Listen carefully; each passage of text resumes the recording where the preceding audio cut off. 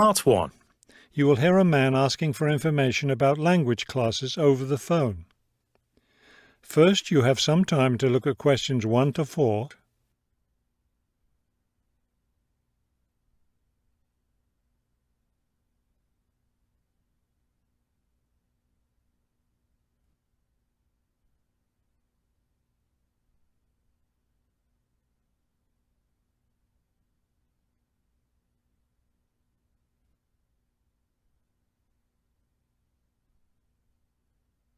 Listen carefully and answer questions 1 to 4.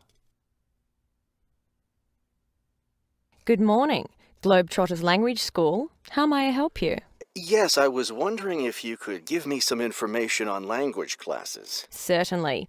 What language are you interested in studying? Well, that's the thing. I'm interested in learning Japanese, but I'd also like to improve my Chinese. I don't know which to study right now. Maybe the class schedule will help you decide. Did you want to study in the morning, afternoon, or evening? I work in the evenings, so mornings or afternoons would be best. Then that decides it for you. We offer an advanced Chinese class, but it meets on Wednesday and Friday evenings. I couldn't do that. When do the Japanese classes meet? We have beginning Japanese on Tuesday and Thursday mornings. No, wait, that's intermediate Japanese. Which level do you want? Advanced? No, beginning, definitely. I know some Chinese and some French, but I'm a real beginner with Japanese. Well then, are you free Monday, Wednesday and Friday mornings? That's when the beginning Japanese classes meet. We also have intermediate French on Friday mornings. I could do those mornings, but I'd prefer afternoon. Don't you have anything in the afternoon? We have intermediate Japanese class on Wednesday and Friday afternoons. I really need a beginner class, so I'll take the morning Japanese class. Could you give me an idea of the cost? What would be the tuition for the Japanese class? Before you hear the rest of the conversation, you have some time to look at questions 5 to 10.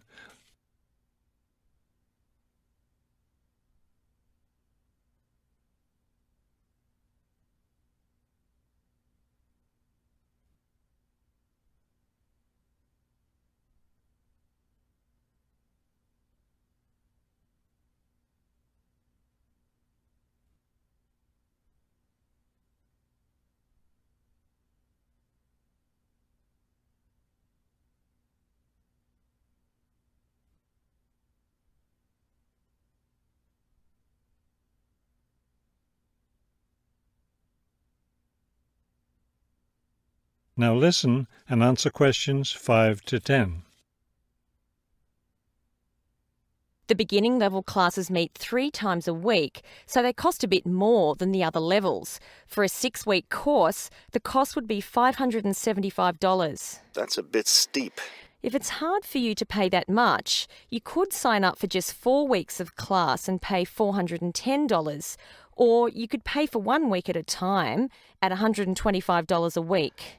That comes out to be much more expensive once you add up all the weeks. That's true. You can save money by registering for 2 levels together.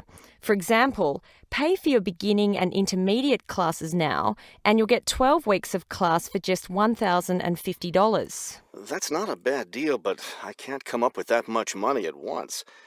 I'll just pay for the 6-week course. Fine. That class begins next week, so you need to register right away. Can't I register over the phone? No, I'm sorry. We don't take phone registrations. What you'll need to do is visit the school office today or tomorrow. Bring a cheque for the tuition and a photo ID. Is that all? Yes, we'll give you a registration form to complete, or you can save time by visiting our website and downloading the form there. Complete it and bring it into the office with your cheque. Great. I'll stop by this afternoon. Fine. When you arrive, ask for Mr. Lindsay. He's in charge of student registration. I'm sorry, Mr. Who? Mr. Lindsay, spelled Lindsay. Thank you for your help. Thank you. We'll look forward to seeing you in class. That is the end of Part 1. You will now have half a minute to check your answers.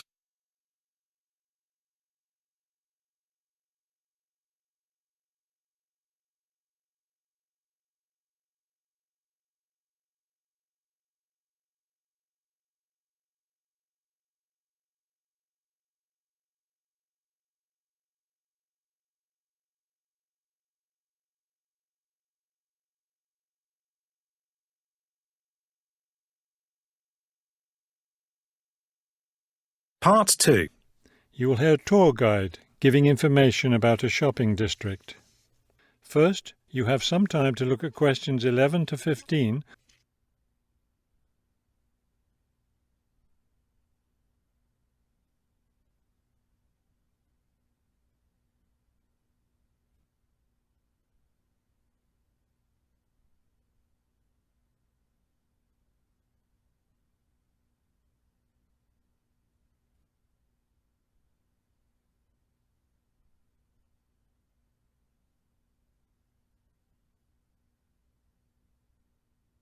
As you listen to the first part of the talk, answer questions 11 to 15. This afternoon, we'll visit the city's shopping district. Several blocks in the area are closed to car traffic, and I know you'll enjoy walking around there. I'd like to give you an overview of the district now, since you'll be on your own once we get there. You'll see on this map here that the shopping district consists of two streets, Pear Street, which runs north and south, and Cherry Street, which crosses Pear Street right here. Let's start our tour here on Pear Street, where the star is. This star marks the Harbor View bookstore. It's very popular among locals as well as tourists. You can buy a range of books of local interest, as well as a variety of magazines and newspapers. It's directly across the street from the city library, which is also worth a visit. It's in one of the oldest buildings in the city and contains, among other things, an interesting collection of rare books. Now, moving up Pear from the bookstore toward Cherry, the next building on the left is the Pear Cafe. You'll notice it's right on the corner of Pear and Cherry Streets. It's a great place to relax while enjoying a delicious cup of coffee or tea. You can talk with friends or read quietly. They have a variety of books and magazines available. From the windows of the cafe, you can look right across Cherry Street for a lovely view of city gardens. It's a rather small garden, but it contains a variety of exotic plants and flowers. Let's leave the cafe and cross Pear Street. On the opposite corner, we're at Caldwell's clothing store, which you might also want to visit. They sell both men's and women's fashions from countries around the world. Continuing down Cherry Street, the next building on the right after Caldwell's is the souvenir shop. Stop in here to get maps and books about the local area, as well as T-shirts and postcards with pictures of the city. Now, we cross Cherry Street and we're at the Art Gallery, one building down from the corner. Here you can see, and of course purchase, many fine paintings and sculptures by local artists. Let's keep going down Cherry Street toward the harbor. On the left, right after the gallery, is Harbor Park. It's a lovely place, and it's certainly worth spending some time there. Before you hear the rest of the talk, you have some time to look at questions 16 to 20.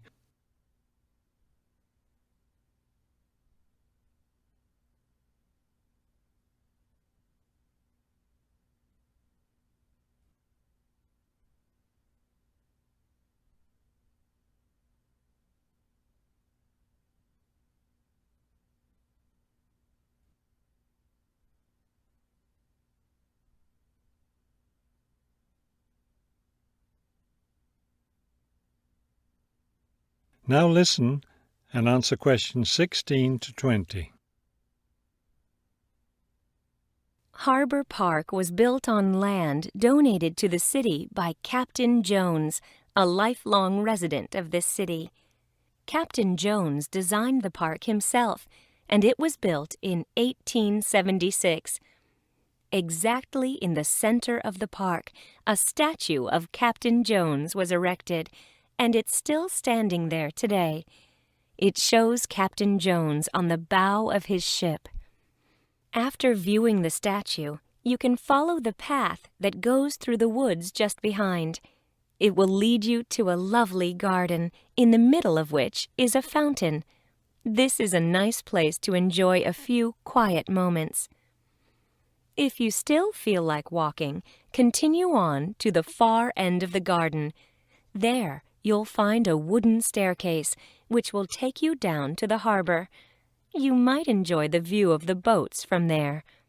There's also a walking path along the water, which will eventually bring you back up to Cherry Street. You can see that there's plenty to do in this part of the city. The bus leaves at 1:30. That is the end of part 2. You now have half a minute to check your answers.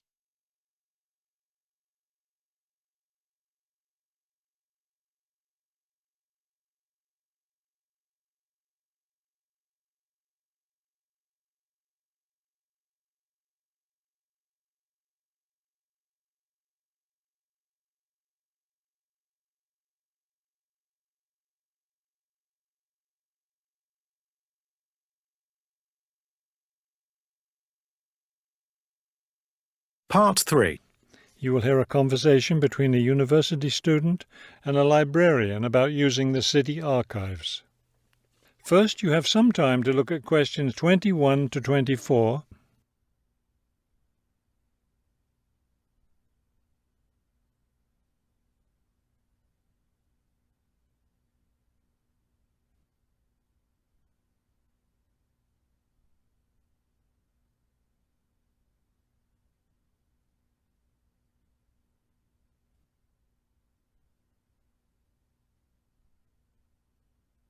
As you listen to the first part of the conversation, answer questions 21 to 24. Hello. I was wondering if you could give me some information about using the archives? I'd be happy to. Are you a resident of the city? Actually, I live just outside the city, but I study at the university downtown. That's fine. All you need to do is show your university identification card, and you can use the archives at no charge, as long as your ID card is current, of course. Yes, it's valid. So I don't have to pay anything? No, city residents pay an annual fee, but students can use the archives for free. Everyone else needs to get special permission from the director, but that doesn't apply to you, of course. Oh, good. I was also wondering about the schedule. I have classes every day, Monday through Friday, and I also have a part-time job. So I could really only use the archives on weekends. That's not a problem at all. We're open all weekend. Actually, the only day we're closed is Monday, so you can come any day, Tuesday through Sunday. Are you open in the evenings? Yes, we're open from 9:30 in the morning until 8:30 in the evening.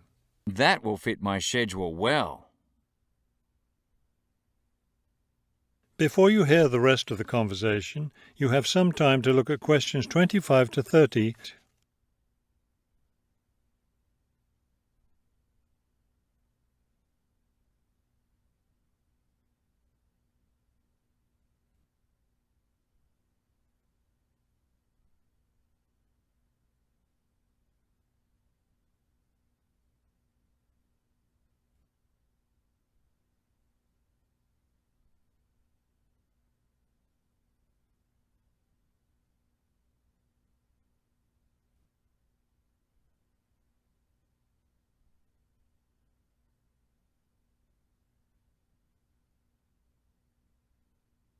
Now listen and answer questions 25 to 30. Is there something else I can help you with? Yes. One thing I'll be needing to see for one of my class projects is old photographs. Do you have photographs of the city in the 19th century that I could look at? Yes, we store all the photographs in the basement. Those stairs over there will take you down to the photography collection. Just tell the librarian there what you're interested in, and he'll help you. Those would be 19th century photographs? Yes, the entire collection is there. Now, if you're interested in seeing documents from the 19th century, those are right here on the ground floor. I would like to see some of those documents. Does that collection include newspapers too? No, all the newspapers from the earliest ones in the 18th century up to the current time are on the second floor. Here, let me just give you this map of the archives and you'll be able to find whatever it is you need. Thank you. Oh, I see you have a whole room devoted to maps. Yes, on the third floor. That's great, because one thing I need to do is look at how the city has developed over time. I'm sure you'll find a lot of helpful information there. Of course, some of the maps are several centuries old, so generally visitors are only allowed to see photographic reproductions of them. That shouldn't be a problem. What's this on the fourth floor? Ogden's Woolen Mill. As I'm sure you know, Ogden's Woolen Mill was the major entity responsible for the growth of this city in the 19th century. The Ogden heirs gave money for the archives to devote an entire floor to information about the history of the mill. Will I be able to find information about the Ogden family there? Photographs, personal papers, things like that? Probably the family photographs are stored downstairs in the photography collection. The personal papers would be on the fifth floor, where we keep all the personal papers of famous residents of our city. Thank you so much for your help. I'll be able to do a lot of my research here. That is the end of part 3. You now have half a minute to check your answers.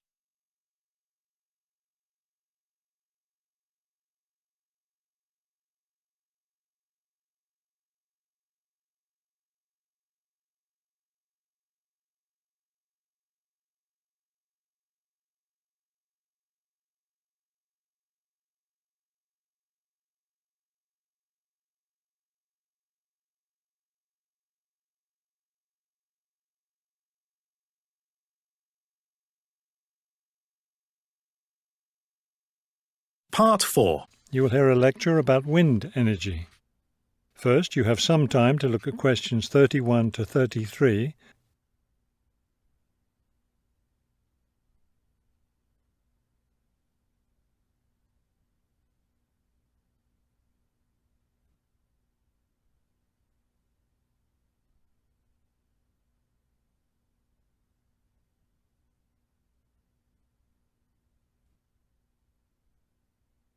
Now listen carefully and answer questions 31 to 33.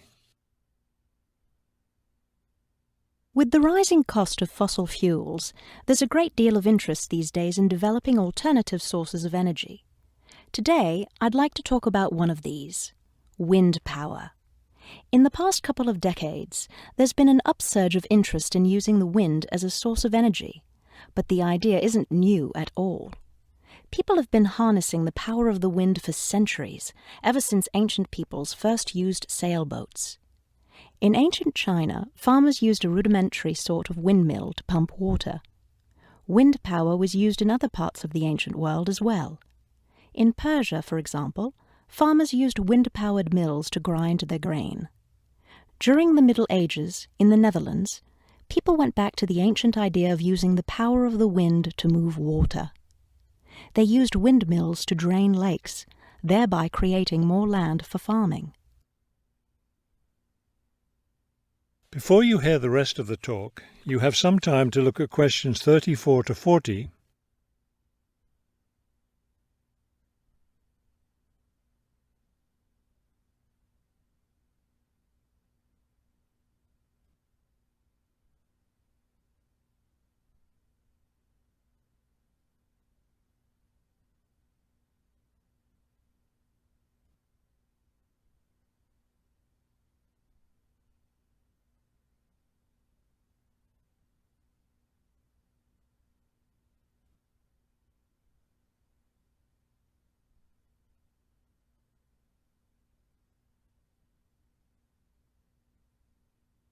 Now listen carefully and answer questions 34 to 40. At present, people around the world are using the wind to generate electricity. Some old methods, some new. Is this the solution to our modern energy problems? Well, as with anything, there are both advantages and disadvantages to using wind power. Let's take a look at some of the reasons to use wind power.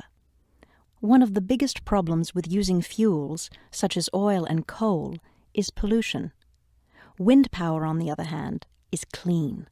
It causes no pollution and therefore doesn't contribute to global warming. Another great advantage of wind power is that it's a renewable resource. Oil and coal reserves are limited, but will never run out of wind. Economics is another reason to use wind power. Using the wind to generate electricity costs less, much less, than running other types of generators. In addition, since wind turbines don't take up much land, the land around them can be used for other purposes, such as farming.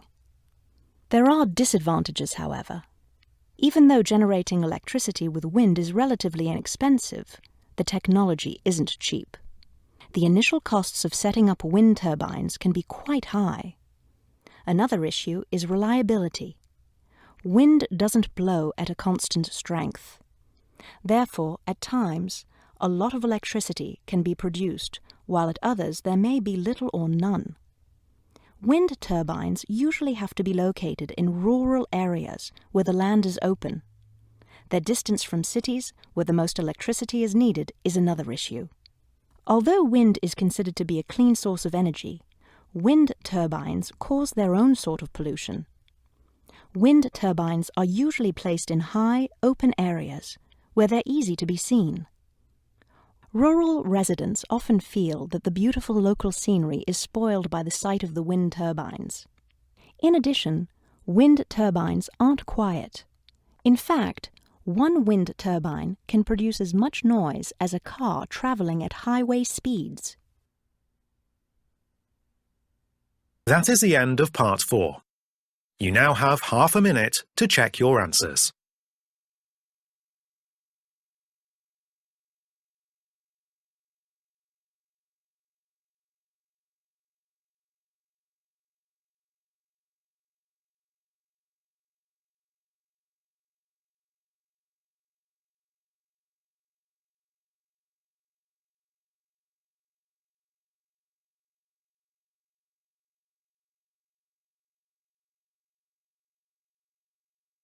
That is the end of the listening test.